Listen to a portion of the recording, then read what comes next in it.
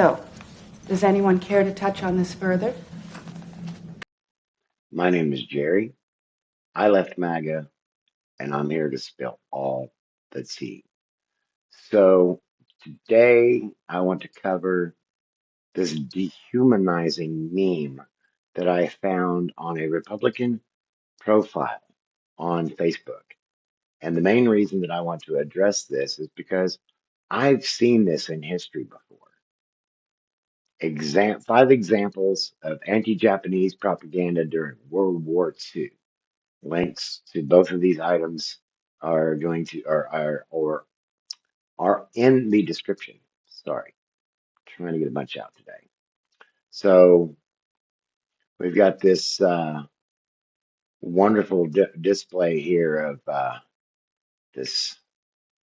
I guess was supposed to be a Japanese person looking like a rat, like maybe some sort of demon rat with some really funky teeth. It's a troubling fact of World War II history that the USA regularly employed crude racial stereotypes in the service of ridiculing and demonizing their Japanese opponents. The unannounced strike on Pearl Harbor on 7 December 1941 sent a deep shockwave through America and its people.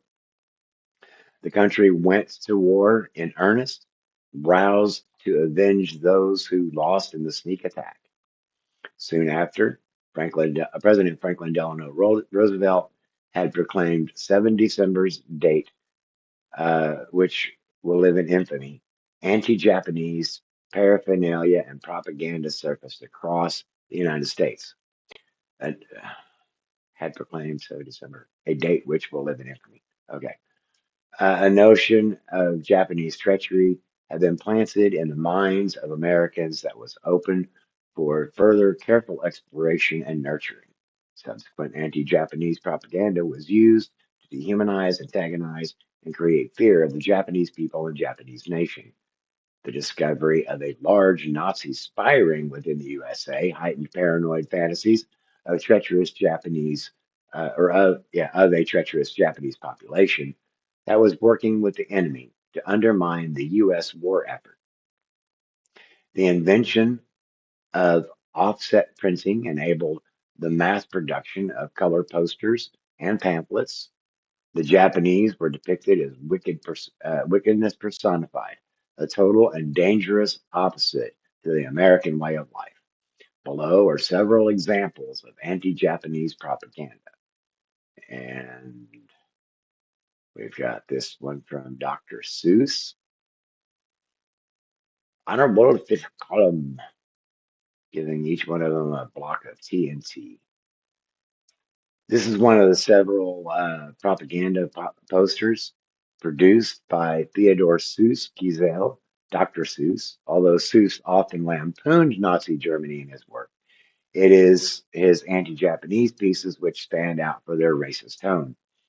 Seuss dutifully churned out propaganda throughout the war, but came afterwards to reevaluate his complicity in a hysteria inducing machine that had ultimately seen thousands of Japanese Americans interned without charge.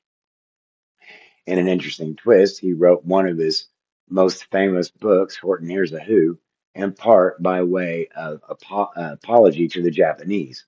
It was dedicated to to a Japanese friend, and the story itself as a loose metaphor of the American operations in Japan. Interesting. I had forgotten that detail. Guidelines: how to spot a Jap. I'm not going to get into all that, but anyway, this manual was published for differentiating the enemy Japanese from friendly Chinese. Among other giveaways that the Japanese are more on the lemon yellow side in skin color, has buck teeth and shuffles rather than strides. One must make your man walk. Interesting, interesting. They also allegedly possess. They also allegedly possess a gap between the first and second toes, a result of wearing geta sandals, and hiss when pronouncing the letter S. This approach was not confined to base propaganda.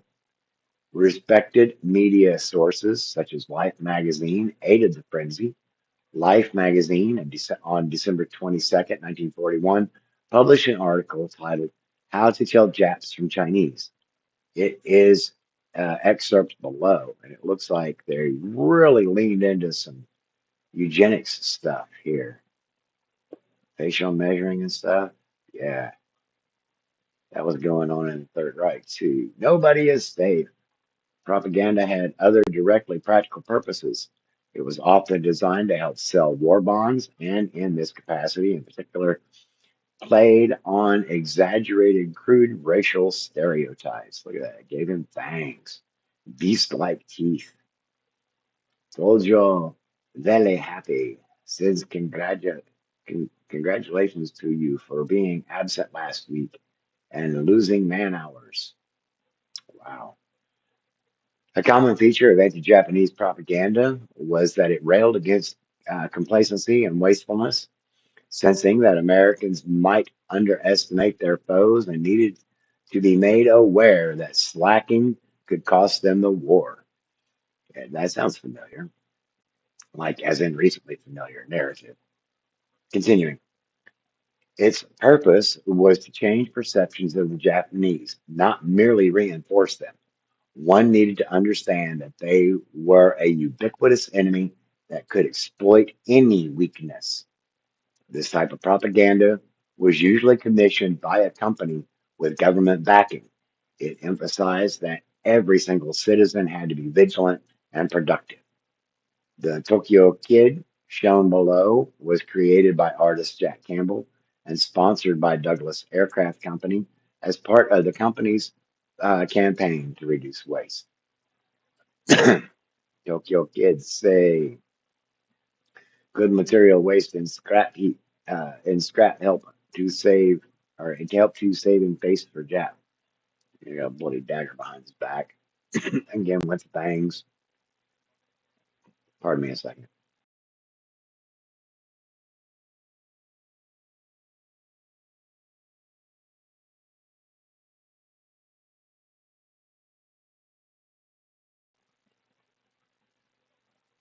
Note the grotesque caricature and the broken speech and the caption. Both are telling. Over the course of the war, the depiction of the Japanese evolved over time to a more murderous and threatening image.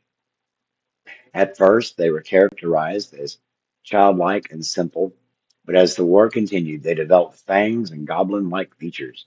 Also, the broken English in the caption mocks the Japanese intellect. Propaganda often drew on loose and grossly affected parodies of Japanese Prime Minister Hideki Tojo. Number four, nothing more than animals. Savage scrap to blast the Jap. The notion the Japanese were subhuman complemented the impression that they would seize on any weakness and had to be exterminated. They weren't open to negotiation or persuasion in a way that an American could understand. I'm hearing this narrative echoing today. Continuing, it is true that the Japanese were uniquely tenacious foe. And as the war went on and this was realized, it bled into propaganda. As hostilities progressed, Japanese soldiers and civilians were depicted as more evil and rat-like, inhumane, animal, and utterly alien enemies, hell-bent on world domination. This resonates with the German characterization of Jews as rats, and the Hutu word for Tutsi in Yensi, meaning cockroaches. Both were used prior to and during genocide. Another common theme of the Japanese that was that the Japanese were a rapacious threat to the American women. They were often pictured with knives, not guns, dripping with blood, terrorizing young women. The idea that they were qualitatively different to Americans, savages of a retrograde alien civilization, was explicit. Oh my goodness. This is the enemy. Holy cow. And then number five, there were cartoons. Much of the propaganda also had humorous intent. Disney cartoons, in particular, propagated racial stereotypes, casting the U.S. as a wry and cultured hero fighting against a verminous enemy. Although these aren't quite as directly derogatory as the posters, they nevertheless reinforce the same basic prejudices.